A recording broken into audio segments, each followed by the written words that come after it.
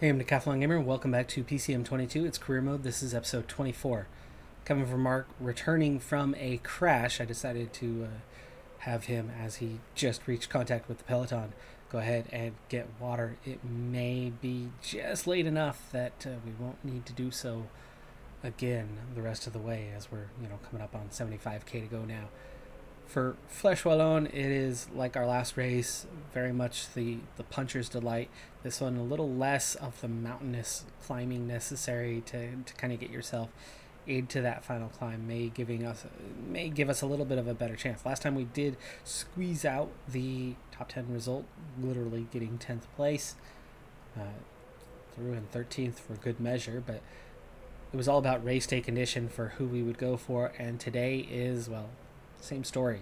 It's almost the exact same team on this one, just about anyway. I think one change, and 3 guys with big negatives, 3 guys with big positives, and so those 3 positives are the ones we ride for today, and that is Pithy, giving himself an 81 mountain and definitely the kind of acceleration stamina to contend.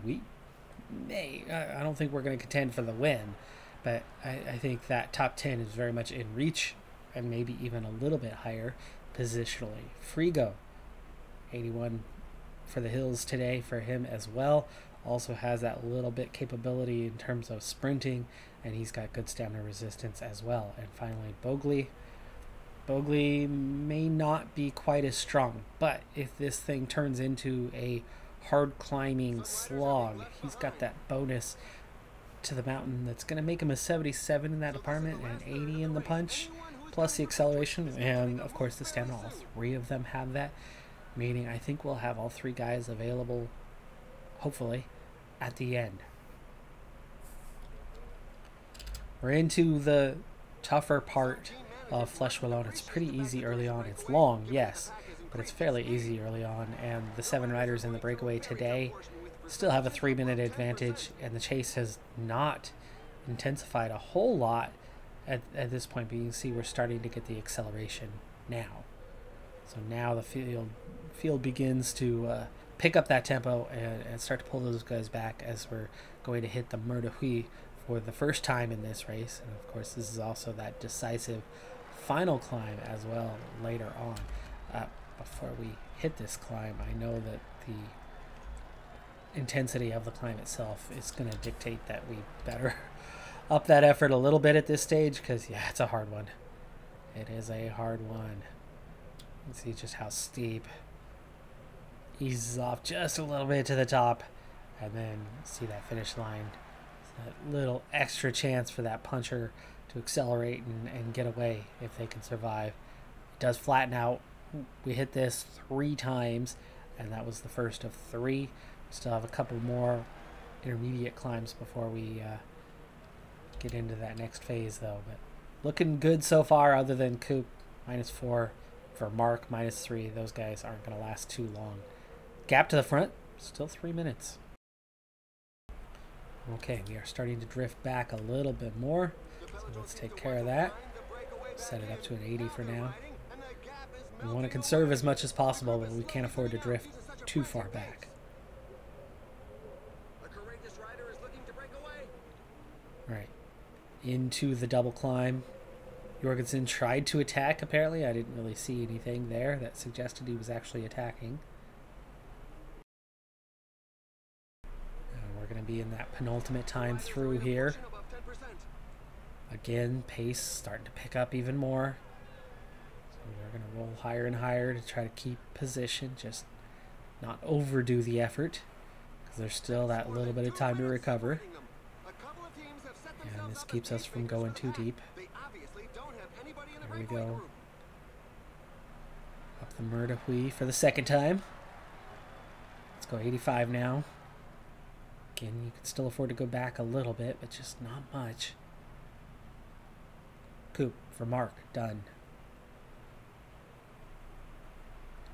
Still in the group, though. We'll see if they're around to actually still offer protection as we go through this area. Front brake still has an advantage, but it's been cut in half, and you know that we're going to see some intense tempo. Not going to be the easiest catch on those guys. Coop, Vermark are dropped, and we'll see if this actually comes back together or if this has really split the group. 23 at the front. But oh boy, would that be an opportunity if we were closer. I would full on want to attack right now. Okay, so Bano is protecting Frigo. We want Arietta to protect, I suppose, Pithy, as he looks to be the strongest. 34, 35 riders. 33, it's coming down a little bit, so we are dropping guys. Tempo stays high. 89 just behind us, and I think it's time to push 88 and Bano with Gel.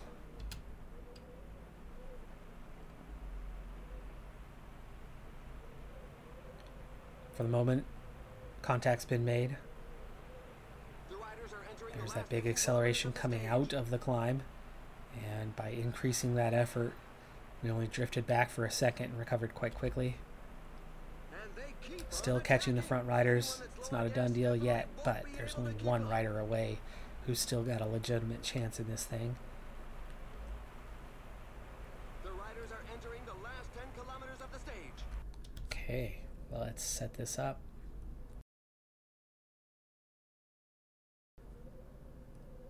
Let's just put Bano on the back.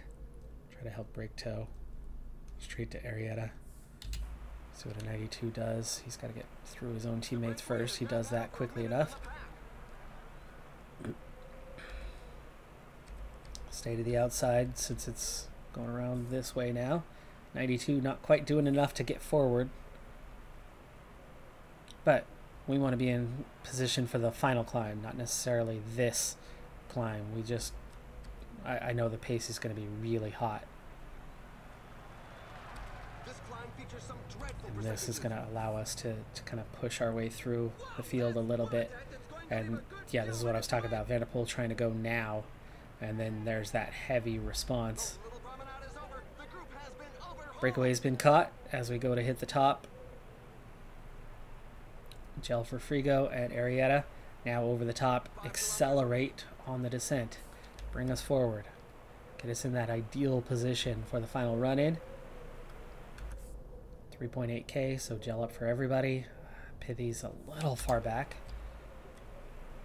There you go. Arietta's got that. We got this right side covered. And Arietta coming forward. Frigo, Bogley into position, so we're good on those guys. Still waiting for Pithy to catch up as he's the favorite. Now on to Frigo. And we'll say 97 there. Arietta just cruising for the finish line from here. Okay, 98, 99, sprint.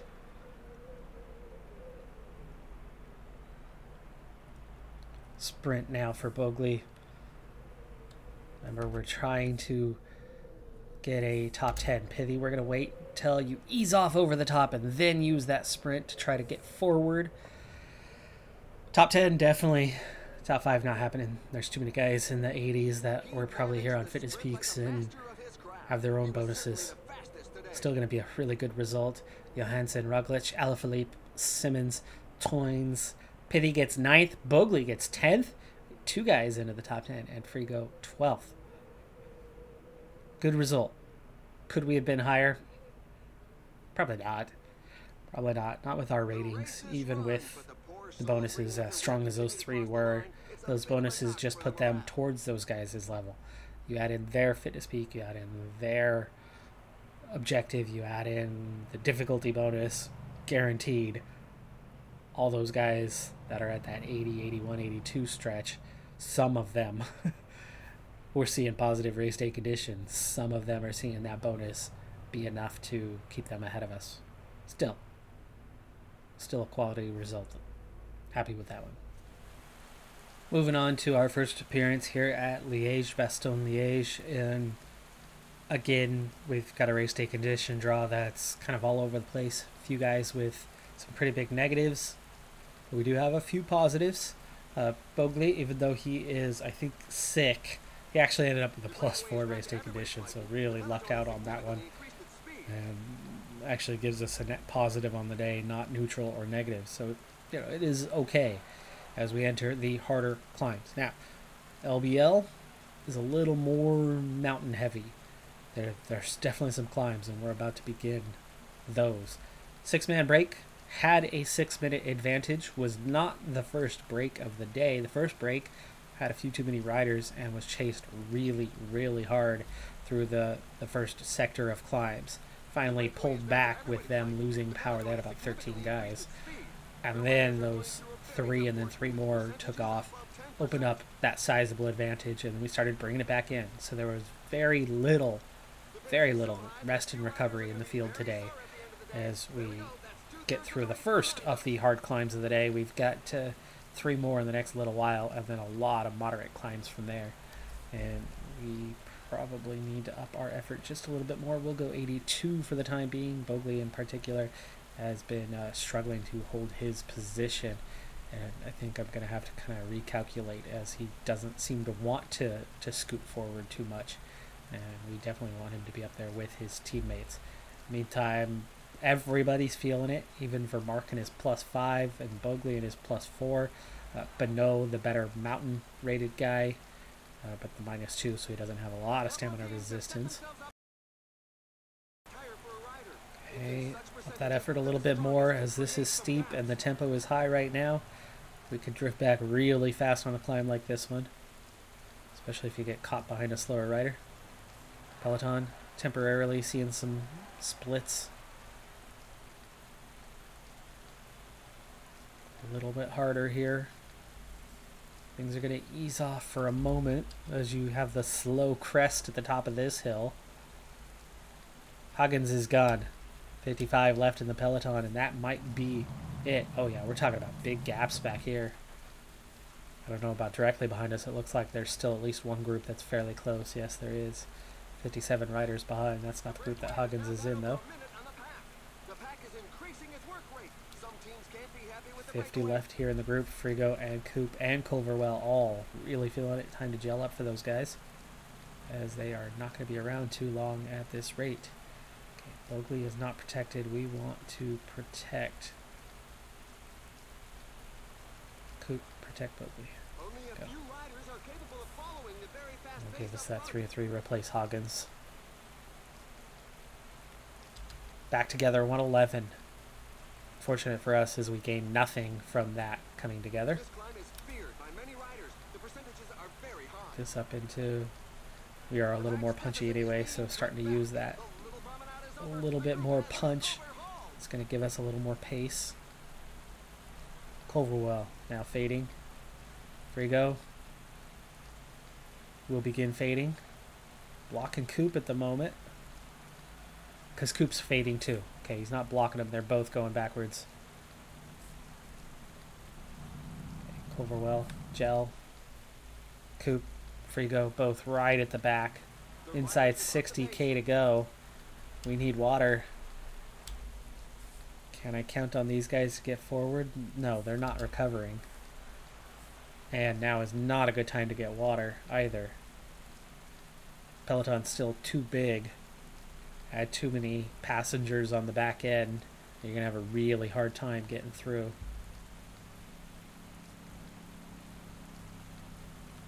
Let's try for Coop. He doesn't have it. He's not going to make it. No. No chance. Hold position. Go ahead and go auto. Frigo. Go ahead and go auto. Okay, Vermark is protected by Coop. No, he's not. But no, go ahead and protect Vermark. Bogley's still looking pretty strong too. Climb up the effort. Frigo. Auto. Alright, there's our front 3 with 94. We gotta wait for things to split down a little bit, get smaller, and then Beno's gonna have to get the water. Down to 82, and a big acceleration. Who's ready to respond? There is guys ready to respond.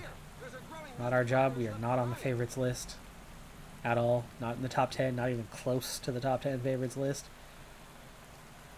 This is where you count on other teams stepping it up. 76, chasing 2. Still too big. Let's hope this next climb splits this about in half so that we can finally get water for the final 35k. Up the red out. 2k. 8.7. It's steep. It's aggressive. We're going for it. 2 more riders going clear, but again, they'll get chased. It's still too early.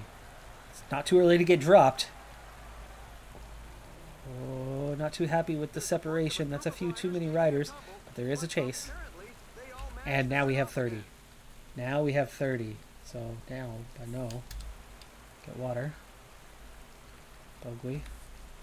Get up behind for Mark, please. But no. We're going to also get water. Well, he tries to recover his position, and he's lost contact. And he ran out of red bar. Just like that. Wow. He's gone. He's gone. See you later. Bogey. Water. You're already at the back of the group. Just put your hand up.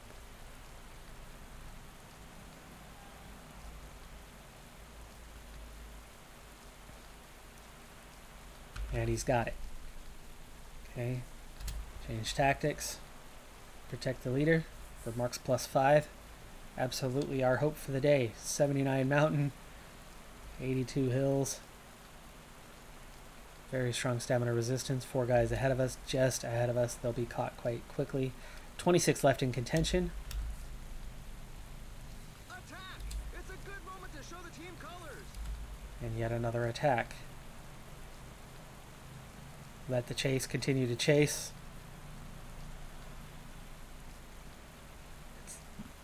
It's the next climb that's going to decide this race. It's the next climb that's not going to be caught. Down to 18, chasing those front 4. 22 left in contention. We got ourselves a top 25 locked up. Bogey, gel now.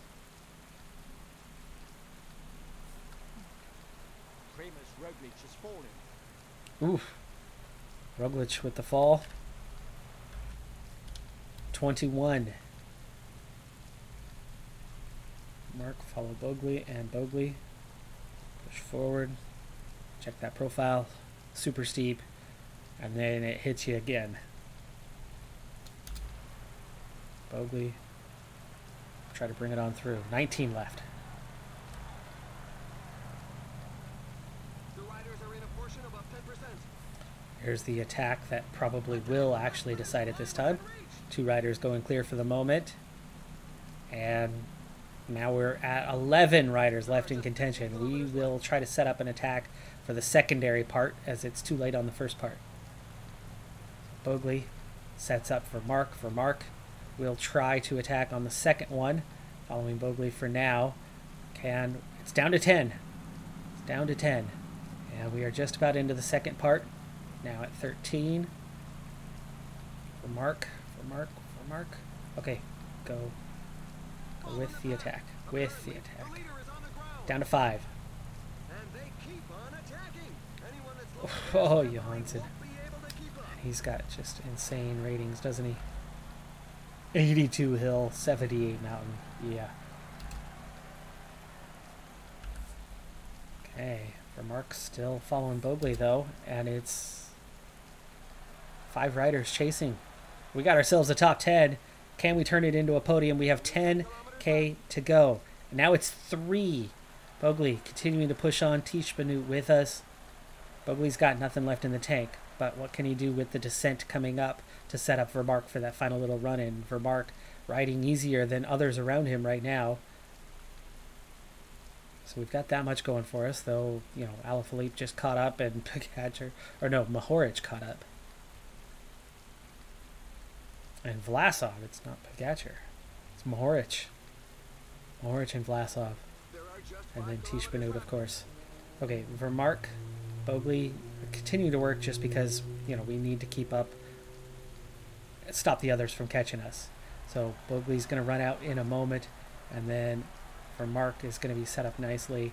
So much better than these other guys around him. 2.7, 2.5.